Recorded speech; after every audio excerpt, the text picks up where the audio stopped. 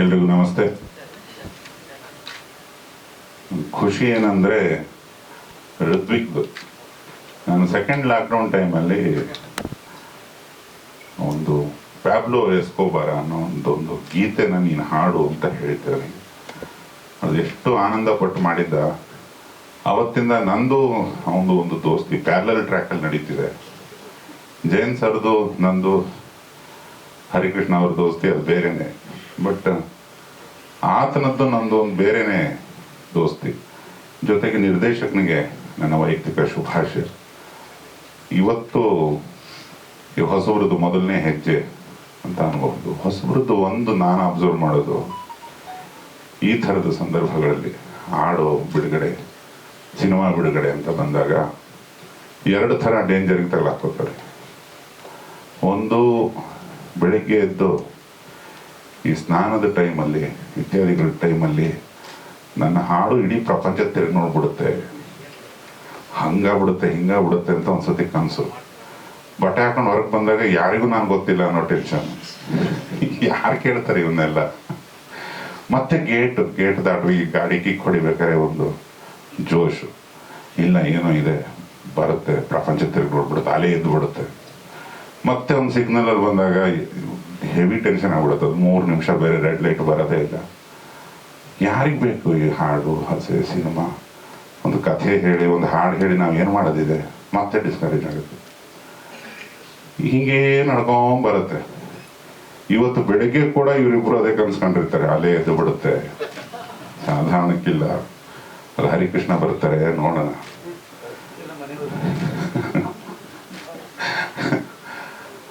ಅದು ಒಂದು ಡೇಂಜರು. ಈಗ ಹಾಡು ಲೋಕಾರ್ಪಣೆ ಆಗಿಬಿಡುತ್ತೆ. ಆದ ನಂತರ ಅದನ್ನ ಪ್ರಪಂಚ ಅವ್ರು ಅಂದ್ಕೊಂಡಂಗೆ ತಿರುಗಿ ನೋಡ್ಬಿಟ್ರೆ ಅದು ಇನ್ನೂ ದೊಡ್ಡ ಡೇಂಜರ್. ನೆಕ್ಸ್ಟ್ ಕೇಳ್ತಾರೆ ಏನು ಮಾಡ್ತಾ ಇದ್ದೀರಿ ಅಂತ.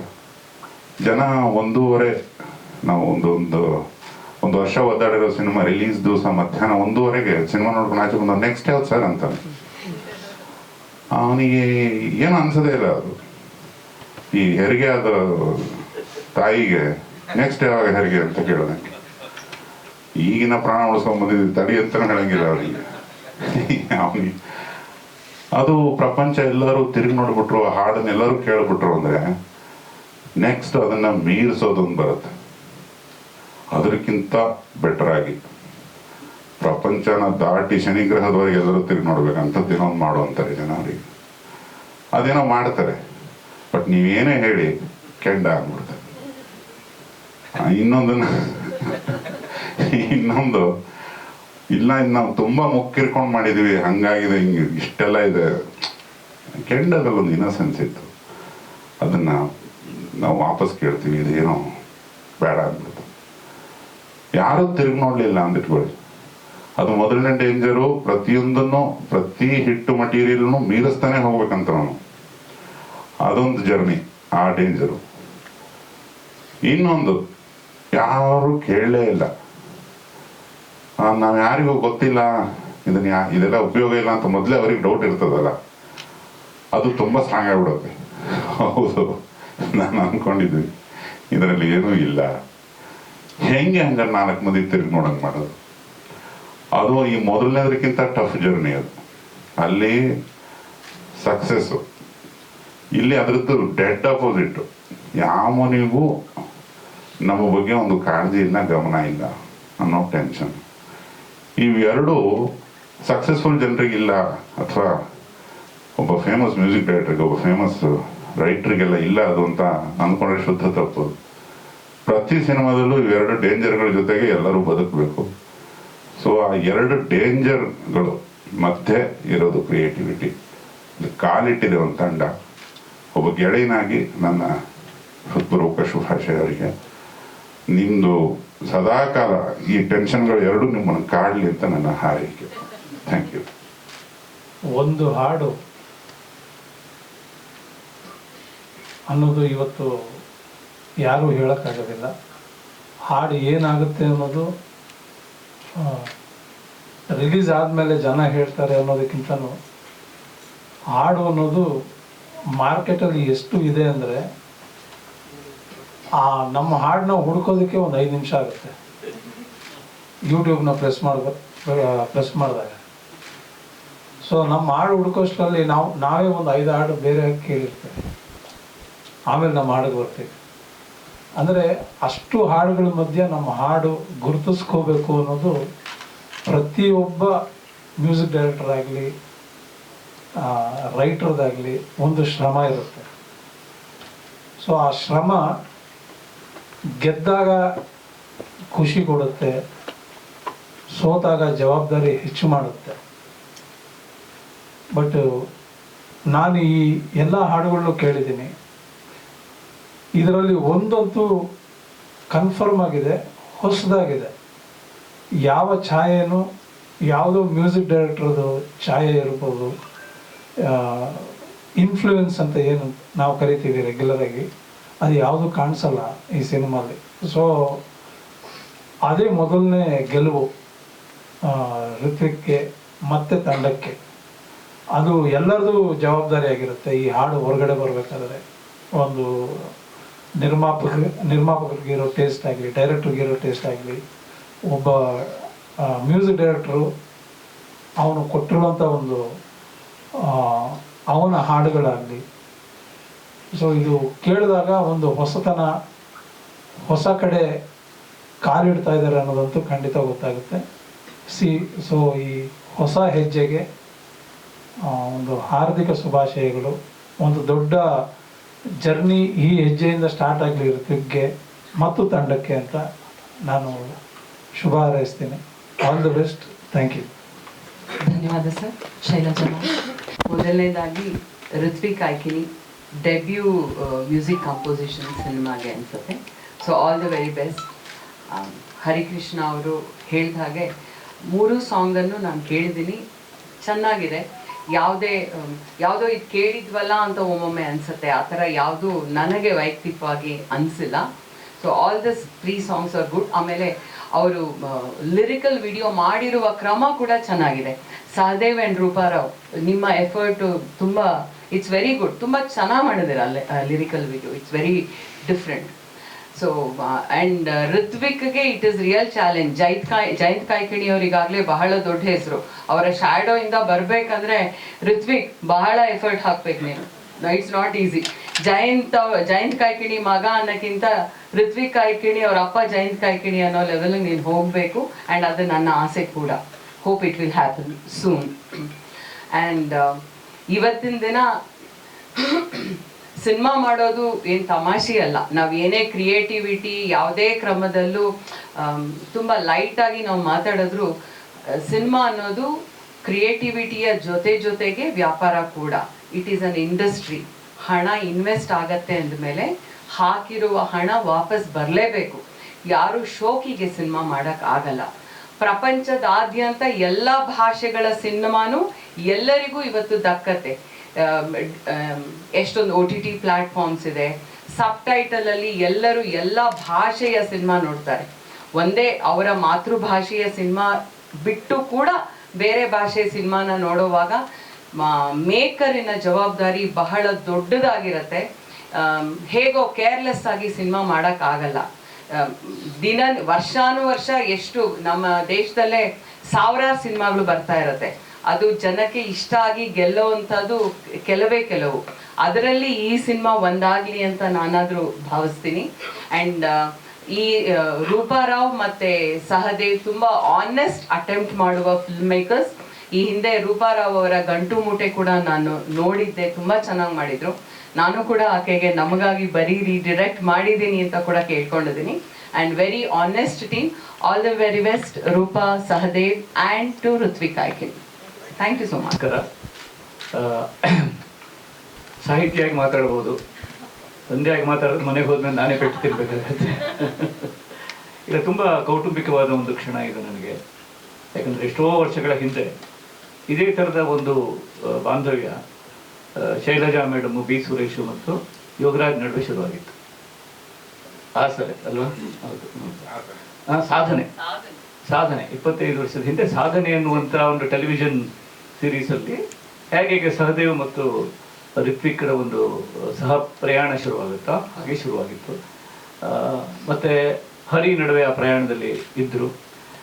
ಸೊ ನಾನೇನು ಹೇಳೋದು, ನನಗೆ ಖುಷಿ ಆಗ್ತಾ ಇದೆ, ಯಾಕಂದರೆ ಅವನಿಗೆ ಇಷ್ಟವಾದ ಕೆಲಸ ಅವನು ಮಾಡ್ತಿದ್ದಾನೆ. ಅವನು ಮತ್ತು ಅವನು ಮಾಡೋದಕ್ಕೆ ಒಂದು ಸಹಯೋಗ ಈ ರೀತಿಯಲ್ಲಿ ಬಂದಿದೆ. ಮತ್ತು ಸಹದೇವ್ ಮತ್ತು ರೂಪಾ ಅವರ ಜಂಟಿ ಕಾರ್ಯಾಚರಣೆ ಅದು ತುಂಬ ಸಂವೇದನಾಶೀಲವಾದದ್ದು, ಹೊಸದಾಗಿದೆ. ಹೀಗಾಗಿ ಒಂದು ರೀತಿ ಗೊತ್ತಿಲ್ಲದೆ ಒಂದು ಒಳ್ಳೆ, ಈಗ ಮನೆಯಲ್ಲಿ ನಾನು ಯಾವಾಗಲೂ ಹೇಳ್ತಿರ್ತೇನೆ, ಮನೆಯಲ್ಲಿ ಸಡನ್ ಆಗಿ ಅತಿಥಿಗಳು ಬಂದರೆ ಮೊದಲು ಪ್ಲ್ಯಾನ್ ಮಾಡ್ದೇನೆ ಫ್ರಿಜ್ಜಲ್ಲಿರೋ ತರಕಾರಿ ಅಲ್ಲಿರೋ ಎಲ್ಲ ಸೇರಿಸಿ ಒಂದು ಅವಲಕ್ಕಿ ಮಾಡ್ತೀವಿ ನಾವು. ಅದಕ್ಕಿದ್ದಷ್ಟು ರುಚಿ ಮತ್ತೆ ಯಾವುದಕ್ಕೂ ಇರಲ್ಲ. ಅಂದರೆ ಪ್ಲ್ಯಾನ್ ಮಾಡಿ ಏನೇನೋ ಮಾತಾಡೋದು ಗಂಟು ಮುಟ್ಟೆ ಅಂದರೆ ಆ ಥರ ಅಲ್ಲ. ನಾವು ಏನೋ ಅಲ್ಲ, ಸುಮ್ಮನೆ ಒಂದು ಇಂಪಲ್ಸಿವ್ ಆಗಿ ಪ್ರೀತಿಯಿಂದ ಮಾಡಿದ ಅಡುಗೆ ಯಾವತ್ತೂ ಚೆನ್ನಾಗಿರುತ್ತೆ. ಆ ಥರದ ಒಂದು ರಾ ಪ್ರೀತಿಯಲ್ಲಿ ಆದ ಅಡುಗೆ ಇದು. ಸೊ ನನಗೆ ತುಂಬ ಖುಷಿ ಇದೆ. ಆಮೇಲೆ ಹರಿ ಕರೆಕ್ಟಾಗಿ ಹೇಳಿದ್ರು, ಯೋಗರಾಜು ಕರೆಕ್ಟಾಗಿ ಹೇಳಿದ್ರು. ಅಂದರೆ ಯಾವುದು ಸರಿ ಯಾವುದು ತಪ್ಪು ಈಗ ನನಗನ್ಸೋದು, ಈಗ ಎಲ್ಲೋ ಪ್ರಭಾವ ಅದು ಈಗ ಒಂದ್ಸಲ ನನಗೆ ಇತ್ತೀಚೆಗೆ ಆಯಿತು ಇದು. ಯಾಕಂದರೆ ಈಗ ನನಗೆ 60 ದಾಟಿದೆ, ಹೀಗಾಗಿ ಮರಿತೀನಿ ನಾನು ಬಹಳ. ಸೊ ನಾನು ಬರೆಯುವಾಗ ನಾನು ಬರೆಯೋ ಸಾಲು ಎಲ್ಲೋ ಬೇರೆ ಓದಿದ್ದೀನಲ್ಲ, ಇದಿಲ್ಲದೆ ಎಲ್ಲೋ ಬಂದಿದೆ ಇದು ಅಂತ ಅನಿಸಿ ನಾನು ಆಮೇಲೆ ಅದನ್ನು ಬಕ್ಕಕ್ಕಿಟ್ಟದ್ದು ಇದೆ. ಆಮೇಲೆ ಗೊತ್ತಾಗಿದೆ ಅದು ನಾನೇ ಬರೆದಿರೋ ಸಾಲು ಅಂತ. 10 ವರ್ಷದ ಹಿಂದೆ ಯಾವುದೋ ಕಥೆಯಲ್ಲಿ ನಾನು ಬರೆದಿರೋ ಸಾಲು ಇವತ್ತು ನಾನು ಬರೆಯೋ ಕವಿತೆಯಲ್ಲಿ ಬಂತು. ಅಂದರೆ ಈ ರೀತಿ ಅದು ಎಲ್ಲಿ ಹೆಂಗೆ ಯಾವ ಜೇಬಲ್ಲಿ ಯಾರ ಕೈ ಇರುತ್ತೆ ಅಂತ ಹೇಳೋಕ್ಕಾಗಲ್ಲ ಅಂತಾರಲ್ಲ, ನಮ್ಮದೇ ಜೇಬಲ್ಲೂ ನಮ್ಮ ಕೈ ಇರುತ್ತೆ ಒಂದೊಂದ್ಸಲ. ಸೊ ಆ ರೀತಿಯ ಒಂದು ಕನೆಕ್ಟಿವಿಟಿ ಇದೆ, ಒಂದು ಬಾಂಡಿಂಗ್ ಇದೆ ಅದು. ಹೀಗಾಗಿ ಮತ್ತು ಹಾಡಿಗಿಂತ ಹೆಚ್ಚು ಅದರ ಕವರ್ ವರ್ಷನ್ಸ್ಗಳು ಹೆಚ್ಚು ಲೈಕ್ಸ್ ಪಡೆಯುವ ಕಾಲದಲ್ಲಿ ನಾವಿದ್ದೀವಿ. ಈಗ ಮೂಲ ಹಾಡನ್ನೇ ಜನ ಕೇಳಲ್ಲ, ಹೊರತು ಅದರ 2-4 ಲೈನು 2 ಲೈನು. ಹೀಗಾಗಿ ಎಲ್ಲದೂ ಬದಲಾಗಿದೆ, ಹೊಸ ತಲೆಮಾರು ಬಂದಿದೆ, ಅವ್ರದ್ದು ಒಂದು ಕಾಮನ್ ಸೆನ್ಸ್ ಲೆವೆಲ್ ಬೇರೆ ಇದೆ. ಸುಮ್ಮನೆ ಮಾತಲ್ಲಿ ವೇಸ್ಟ್ ಮಾಡಲ್ಲ, ಅವರು ಜಾಸ್ತಿ ಮಾತಾಡಲ್ಲ. ಅವರು ಇಲ್ಲ ಅಂತ ಹೇಳೋದಕ್ಕೂ ಕೂಡ ಪೂರ್ತಿ ಇಲ್ಲ ಅಂತ ಹೇಳಲ್ಲ ಅಂತಾರೆ ಅವರು.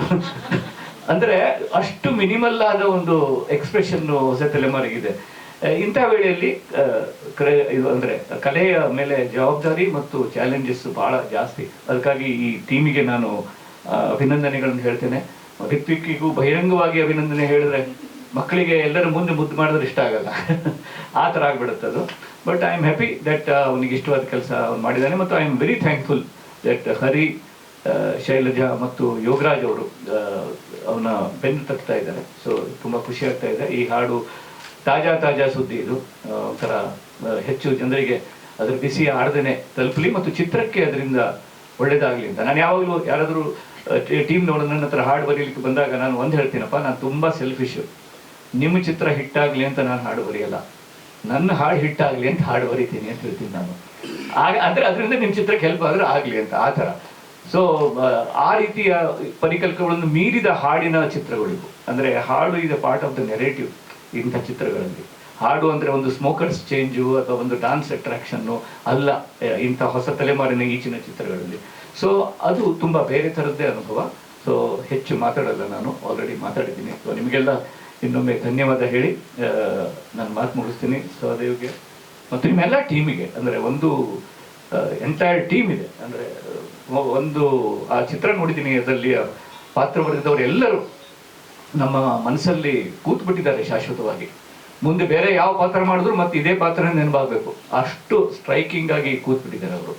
ಹೀಗಾಗಿ ಅವರೆಲ್ಲರಿಗೂ ನನ್ನ ಅಭಿನಂದನೆ ಮತ್ತು ಒಳ್ಳೆಯದಾಗಲಿ. ಎಲ್ಲರಿಗೂ ಒಂದು ಬಾಗಿಲುಗಳನ್ನು ಈ ಚಿತ್ರ ತೆರೆಯಲಿ ಅಂತ ಹಾರೈಸಿ ನನ್ನ ಮಾತು ಮುಗಿಸ್ತೇನೆ. ನಮಸ್ಕಾರ. ಆಮೇಲೆ ಅನನ್ಯ ಭಗತ್ ಬಗ್ಗೆ ಹೇಳ್ತೇನೆ ನನ್ನ ಮಾತು. ಈ ಹಾಡನ್ನು ಹಾಡಿದಾಗ ತುಂಬ ಸ್ಟ್ರೈಕಿಂಗ್ ವಾಯ್ಸ್ ಇರುವಂಥ ಒಂದು ಸಿಂಗರ್ ಅವಳು, ತುಂಬ ಸೆನ್ಸಿಟಿವ್ ಆಗಿ ಹಾಡುವಂಥವಳು. ಸೊ ಅದು ಕೂಡ ಅವಳಿಗೂ ಕೂಡ ನನ್ನ ಧನ್ಯವಾದ ಮತ್ತು ಕೃತಜ್ಞತೆ. ಯಾಕಂದರೆ ಬರೆದಿರೋ ಲೈನುಗಳನ್ನು ಅದು ಸರಿಯಾಗಿ ಹಾಡೋರು ಸಿಗೋದು ಕೂಡ ಈಗಿತ್ಲಾಗಿ ಭಾಳ ಕಷ್ಟ ಆಗಿದೆ.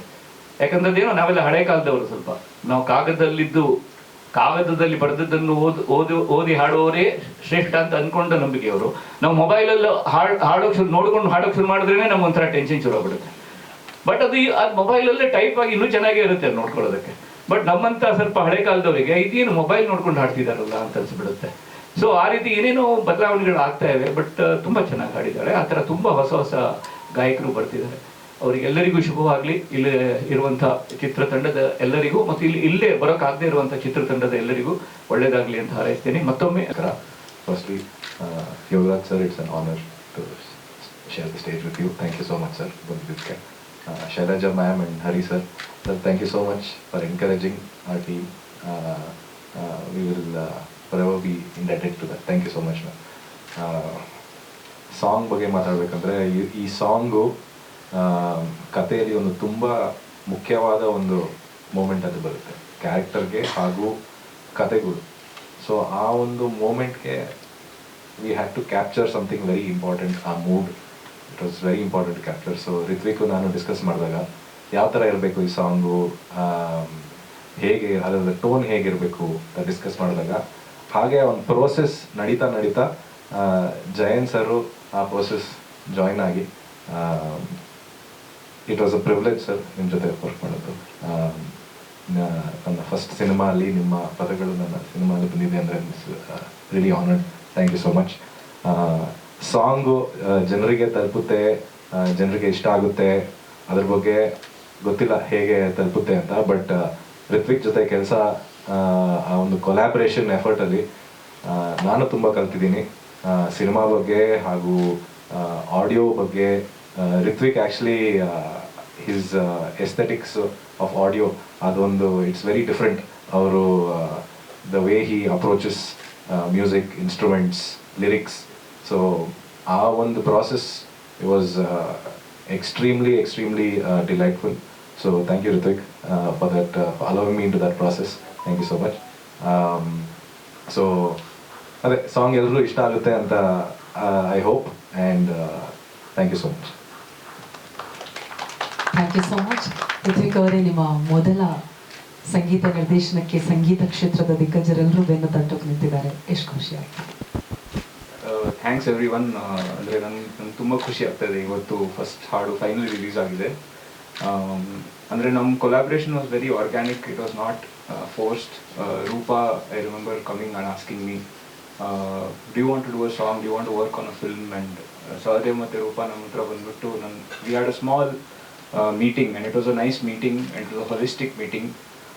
We discussed ideas, and I was directly into the film.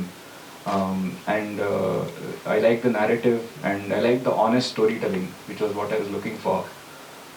So ನನಗೆ ಅದು ತುಂಬ ಇಷ್ಟ ಆಯಿತು, and I got an opportunity to actually work on a full-scale music production in terms of background score and 3 songs. So ಅದ್ರ ಬಗ್ಗೆ I was very excited about it. And throughout the process, we kept meeting and sharing ideas, which helped. And as we went along the movie process, we did not force it too much. We let our raw impulses flow. Andre nam original raw impulse ideas enirutte mind alli, we let it flow. And I think part of art is that kind of impromptu expression, which is also valuable.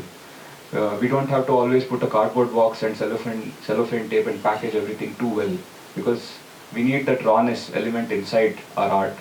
So that kind of expression should be awake as always in our form of expression, because nowadays lot of these metrics, like my father said, andre ee numbers game agattalva, ee numbers game should not always deceive us into trying to imitate.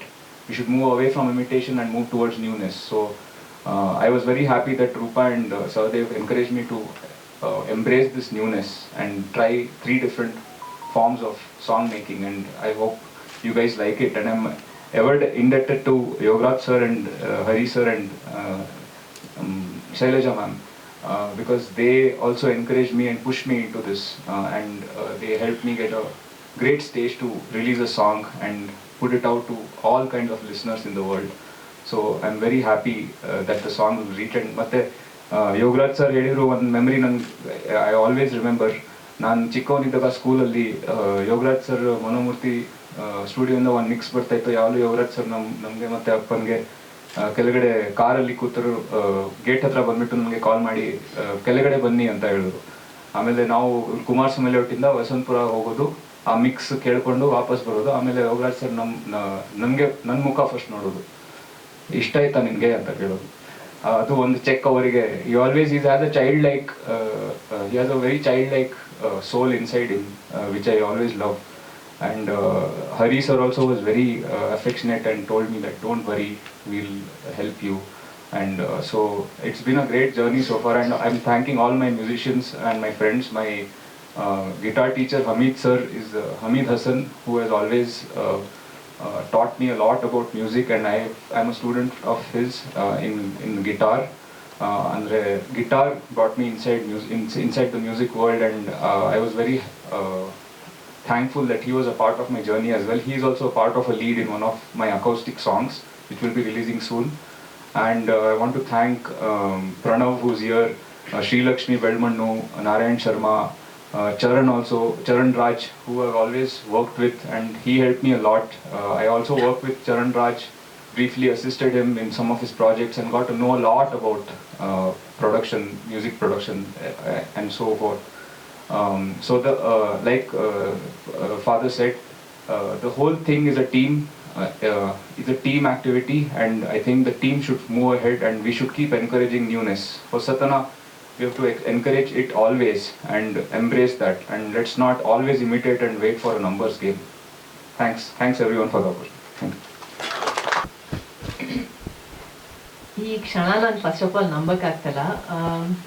ಇವ್ರನ್ನೆಲ್ಲ ಹಾಡು ಕೇಳ್ತಾ ಇವ್ರ ಥರ ಆಗಬೇಕು ಅಂತ ಬೆಳೆದಿರೋಳು ನಾನು. So ಇವ್ರ ಜೊತೆ ಸ್ಟೇಜ್ ಮೇಲೆ ಕೂತಿರೋದು ಯಾವುದೋ ಏನೋ ಹಳೇದೇನೋ ಇದೆ, ತಾರೆಗಳೆಲ್ಲ ಒಟ್ಟು ಕೂಡು ಬಂದರೆ ಅಂತ. ಲೈಕ್ ನಂಬಕ್ಕಾಗತ್ತ ಯೋಚನೆ ಮಾಡಿ. ನಾನು ಮೊದಲನೇ ಸತಿ ನಾನು ಪ್ರೇಮ ಲವ್ ಲೆಟರ್ ಬರೆದಾಗ ಅನಿಸುತ್ತಿದೆ ಯಾಕೋ ಇಂದು ಒಂದು ಬರೆದು ಕೊಟ್ಟಿದ್ದೆ ನಾನು. ಸೊ ಅವ್ರ ಜೊತೆ ನಾನು ಕೂತ್ಕೊಂಡು ಸ್ಟೇಜ್ನಲ್ಲಿ ಮಾತಾಡ್ತಾ ಇದ್ದೀನಿ, ನಂಬಕ್ಕಾಗಲ್ಲ. ಸಹದೇವ್ ನಾನು ಒಟ್ಟಿಗೆ ಸಿನಿಮಾ ಜರ್ನಿ ಆಲ್ಮೋಸ್ಟ್ ಶುರು ಮಾಡಿದ್ದೆ ಒಂದು 12-15 ವರ್ಷದ ಕೆಳಗೆ. ಗಂಟು ಮೂಟೆಯಲ್ಲಿ ನನ್ನ ಸಿನಿಮಾಲಿ ಅಮಯುಕ್ತಿ ಸ್ಟುಡಿಯೋಸ್ ನಾನು ಇಬ್ರು ಒಟ್ಟಿಗೆ ಸೇರಿ ಕಟ್ಟಿದ ಸಂಸ್ಥೆ ಇದು. ಪ್ರತಿ ಸತಿ ಕತೆ ಇಟ್ಕೊಂಡು ಪ್ರೊಡ್ಯೂಸರ್ನ ಹುಡುಕೊಂಡು ನಮ್ಮ ಕತೆನ ಅವ್ರಿಗೆ ಕನ್ವಿನ್ಸ್ ಮಾಡಿ, ನಾವು ಯಾವ ಥರ ಹೇಳಬೇಕು ಅವ್ರನ್ನ ಕನ್ವಿನ್ಸ್ ಮಾಡಿ, ಬಿಸ್ನೆಸ್ ಆಗತ್ತಾ ಅದ್ರದ್ದು ಸ್ಟ್ರಾಟಜಿ ಕೊಟ್ಟು, ಹೆಂಗೆ ಮಾರ್ಕೆಟಿಂಗ್ ಮಾಡ್ತಾರೆ ಅದ್ರದ್ದು ಸ್ಟ್ರಾಟಜಿ ಎಲ್ಲ ನಾವು ಈಗಲೇ ಕೊಟ್ಟು ಅವ್ರ ಹತ್ರ ದುಡ್ಡು ಇಸ್ಕೊಂಡು ಸಿನಿಮಾ ಮಾಡೋ ಅಷ್ಟು ನಾವು ಪೇಷನ್ಸ್ ಕಳ್ಕೊತಾ ಇದ್ವಿ. ಅದಕ್ಕೋಸ್ಕರ ನಾವೇ ಸೇರಿ ಒಂದು ಸಂಸ್ಥೆ ಕಟ್ಟೋಣ. ನಮ್ಗೊಂದೇ ಧೈರ್ಯ, ಮನಸ್ಸಿಂದ ಸಿನಿಮಾ ಮಾಡಿದ್ರೆ ಜನಗಳು ಇಷ್ಟಪಡ್ತಾರೆ, ಜನ ನೋಡ್ತಾರೆ. ಯಾಕಂದರೆ ಕನ್ನಡಿಗರು 7 ಕೋಟಿ ಜನ, ಬಟ್ ಪ್ರಪಂಚದಲ್ಲಿ 800 ಕೋಟಿ ಜನ ಇದ್ದಾರೆ. ಸೊ ನಾವು ಸಿನಿಮಾ ಬರೀ 7 ಕೋಟಿ ಅಂತ ಇಟ್ಕೊಂಡು ಮಾಡಿದ್ರೆ ಲಿಮಿಟೇಷನ್ಸ್ ಅಂತ ಶುರು ಆಗುತ್ತೆ. ಕನ್ನಡಿಗರು ಎಲ್ಲೆಲ್ಲ ಇದ್ದಾರೆ, ಕನ್ನಡ ಸಿನಿಮಾಗಳು ನೋಡೋರು ಬೇರೆ ಬೇರೆ ಭಾಷೆಯವರು ಕೂಡ ಎಲ್ಲೆಲ್ಲ ಇದ್ದಾರೆ, ಅವರೆಲ್ರಿಗೂ ಈ ಸಿನಿಮಾಗಳನ್ನ ತೋರಿಸ್ಬೇಕು ಅನ್ನೋ ಒಂದು ಇಡೀ ಪ್ರಪಂಚನೇ ನಮಗೆ ಸಿನಿಮಾ ರಂಗ ಅಂತ ಅಂದ್ಕೊಂಡು ನಾವು ಸಿನಿಮಾ ಮಾಡೋಕ್ಕೆ ಶುರು ಮಾಡಿರೋದು. ಸೊ ಗಂಟು ಮೂಟೆ ನಮಗೆ ಸಿಕ್ಕಂತ ಅದಕ್ಕೆ ನಿಮ್ಮ ಎಲ್ರದ್ದು ಪ್ರಶಂಸೆ ಮತ್ತು ಆಶೀರ್ವಾದ ನಮಗೆ 2ನೇ ಸಿನಿಮಾ ಕಟ್ಟೋದಕ್ಕೆ ಧೈರ್ಯ ತುಂಬಿತು. ಸಹದೇವ್ದು ಇದು ಮೊದಲನೇ ಸಿನಿಮಾ, ಬಟ್ ಇದ್ರ ಬಗ್ಗೆ ನಾನು 10 ವರ್ಷದಿಂದ ಮಾತಾಡ್ತಾ ಇದ್ದೀನಿ ಈ ಸಿನಿಮಾ ಬಗ್ಗೆ. ಅವನು ಈ ಕತೆ ನನಗೆ ಹೇಳಿದಾಗ ನಂಗೆ ಸಿಕ್ಕಾಪಟ್ಟೆ ಇಷ್ಟ ಆಗಿತ್ತು. ಅವನು ಯಾವ ದೃಷ್ಟಿಕೋನದಲ್ಲಿ ಈ ಕತೆ ಹೇಳಕ್ಕೆ ಹೊರಟಿದ್ದಾನೆ ನಂಗೆ ತುಂಬ ಇಷ್ಟ ಆಗಿತ್ತದು. ಆ್ಯಂಡ್ ನನಗೆ ಸಹದೇವ್ ತುಂಬ ಒಳ್ಳೆ ಫ್ರೆಂಡ್ ಆಗಿರೋದ್ರಿಂದ ಅವನು ಯಾವ ಥರ ಹೇಳ್ತಾನೆ ಅನ್ನೋದ್ರ ಬಗ್ಗೆ ನಂಗೆ ನಂಬಿಕೆ ಇತ್ತು. ಅದಕ್ಕೋಸ್ಕರ ನಾನು ಜೊತೆಯಲ್ಲಿ ನಿಂತಿದ್ದೀನಿ ಅಷ್ಟೇ. ಇದೆಲ್ಲ ಅವನದು ಅವನ ಟೀಮ್ ಎಲ್ಲರೂ ಸೇರಿ ಮಾಡಿರೋದು. ಕ್ರಿಯೇಟಿವ್ ಆಗಿ ನಾನು ದೂರ ನಿಂತು ಸಪೋರ್ಟ್ ಮಾಡಿರೋದು ಅಷ್ಟೇ. ಸೊ ಬಟ್ ಸಿನಿಮಾ ನೋಡಿದ್ದೀನಿ, ತುಂಬ ಚೆನ್ನಾಗಿ ಬಂದಿದೆ. I was very surprised. Song Ritvik, ನಾನು ಸಿನಿಮಾದ ಒಂದು ತುಣುಕ್ ನೋಡ್ತಾ ಇದ್ದೆ ಮನೆಯಲ್ಲಿ. ನಮ್ಮಮ್ಮ ಏನೋ ಅಡುಗೆ ಕೆಲಸ ಮಾಡ್ತಿದ್ರು, ಬಂದ್ರು, ಏನೇ ಅದು ಮ್ಯೂಸಿಕ್ ಚೆನ್ನಾಗಿದೆ ಅಂದ್ಕೊಂಡು, ಏನು ನೋಡ್ತಾ ಇದೆಯಾ ಅಂತ ಅವಾಗ ತೋರಿಸ್ದೆ. ಓ ಇಂಟ್ರೆಸ್ಟಿಂಗ್ ಆಗಿದೆ ಅಂತ. So almost it's an approval. ನಂಗೆ ನಮ್ಮಮ್ಮ ಚೆನ್ನಾಗಿದೆ ಅಂತ ಹೇಳೋದು ತುಂಬ ಅವ್ರು ಹೇಳಿದ್ರು ಅಂದರೆ it's a hit already. So thank you sir, ನೀವೆಲ್ಲರೂ ಬಂದಿದ್ದಕ್ಕೆ, ನಮ್ಗೆ ಆಶೀರ್ವಾದ ಮಾಡಿದ್ದಕ್ಕೆ ತುಂಬ ಥ್ಯಾಂಕ್ಸ್.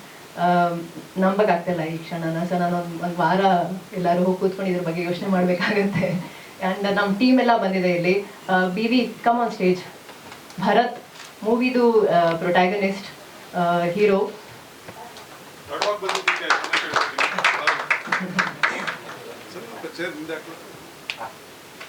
ಸೊ ವಿನೋದ್ ಅವರಿದ್ದಾರೆ, ಶರತ್ ಇದ್ದಾನೆ, ಸತೀಶ, ಇವ್ರು 4-5 ಜನ ಕೋರ್ ಸಿನಿಮಾ ಹುಡುಗರದೇ ಕತೆ, ಹೀರೋಯಿನ್ ಅಂತ ಇಲ್ಲ ಸಿನಿಮಾಲಿ. ಸೊ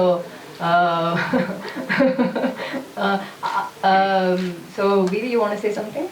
ತುಂಬ ಒಳ್ಳೆ ಅನುಭವ ಆಯಿತು ಇದು, ಈ ಸಿನಿಮಾಲಿ ಅಭಿನಯಿಸೋದು. ಅದ್ಭುತವಾದ ತಂಡ, ಎಲ್ಲರೂ ತುಂಬ ಒಳ್ಳೆ ಟ್ಯಾಲೆಂಟೆಡ್ ಪರ್ಸನ್ಸ್ ಇದರಲ್ಲಿ ಆ್ಯಕ್ಟ್ ಮಾಡಿದವರು. ಹಾಗಾಗಿ ತುಂಬ ಚಾಲೆಂಜಿಂಗ್ ಆಗೂ ಇತ್ತು. ಇದಿಷ್ಟೇ ಹೇಳಕ್ಕೆ ಬಯಸ್ತೀನಿ. Thank you very much. ಧನ್ಯವಾದ.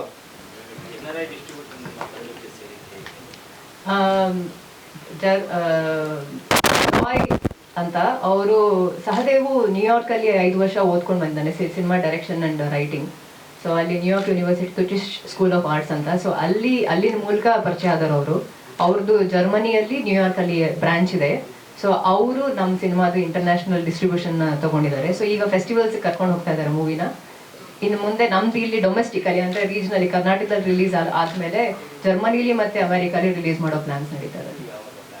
ಅದು ಇನ್ನೂ ಡೇಟ್ಸ್ ಕನ್ಫರ್ಮ್ ಆಗಿಲ್ಲ.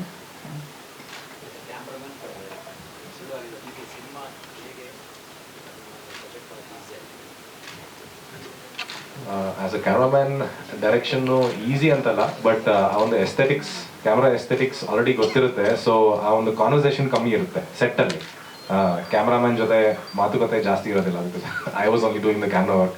ಬಟ್ ಸ್ಕ್ರಿಪ್ಟಿಂಗ್ ಸ್ಟೇಜಿಂದನೇ ಒಂದು ಆಸ್ ಅ ಸಿನಿಮಾಟೋಗ್ರಫರ್ ಸ್ಕ್ರಿಪ್ಟಿಂಗ್ ಸ್ಟೇಜಲ್ಲೇ ಸ್ಕ್ರೀನ್ ಪ್ಲೇ, ಸ್ಟೋರಿ ಬೋರ್ಡಿಂಗ್ ಅದೆಲ್ಲ as a cameraman as well as a writer director ಅದು ಆರ್ಗ್ಯಾನಿಕ್ ಆಗಿ ಬಂದ್ಬಿಡುತ್ತೆ. ಸೊ ಆ ಒಂದು ಎಸ್ಥೆಟಿಕ್ಸ್ ಆ ಥರ ಇರುತ್ತೆ. ಸೊ ಸುಲಭ ಕಷ್ಟ ಅಂತಲ್ಲ, ಅದೊಂದು ಪ್ರೋಸೆಸ್ ಬೇರೆ ಥರನೇ ಇರುತ್ತೆ. ಸೊ ಯಾ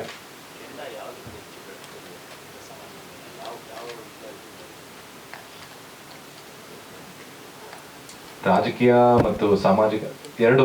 ಸೊ ಇಟ್ಸ್ ನಮ್ಮ ಕತೆ ಆ್ಯಕ್ಚುಲಿ ಕೇಶವ ಅಂತ ಒಬ್ಬ ಕ್ಯಾರೆಕ್ಟರ್ನ ಫಾಲೋ ಮಾಡುತ್ತೆ.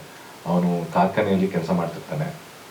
ಆ ಫ್ಯಾಕ್ಟ್ರಿ ಕೆಲಸದಿಂದ ಅವನು ಹೇಗೆ ಬೇರೆ ಕೆಲಸದಲ್ಲಿ ಅವನು ಮುಳುಗೋಗ್ತಾನೆ, ಆ ಒಂದು ಕೆಲಸ ಅವನ ಜೀವನಕ್ಕೆ ಹೇಗೆ ಒಂದು ಎಫೆಕ್ಟ್ ಮಾಡುತ್ತೆ, ಚಾಲೆಂಜ್ ಮಾಡುತ್ತೆ, ಅದ್ರ ಬಗ್ಗೆ ಕತೆ. ಸೊ ಅದ್ರ ಬಗ್ಗೆ ಅದ್ರ ಒಳಗೆ ನಡೀತಿರುವ ಪಾಲಿಟಿಕ್ಸ್ ಹಾಗೂ ಸೊಸೈಟಿ, ಸೊಸೈಟಲ್ ಕಾಮೆಂಟ್ರಿ ಇದೆ. So it is very much specific to ಅವನ ಕೆಲಸದಲ್ಲಿ ಏನು ನಡೆಯುತ್ತೋ ಅಂತ.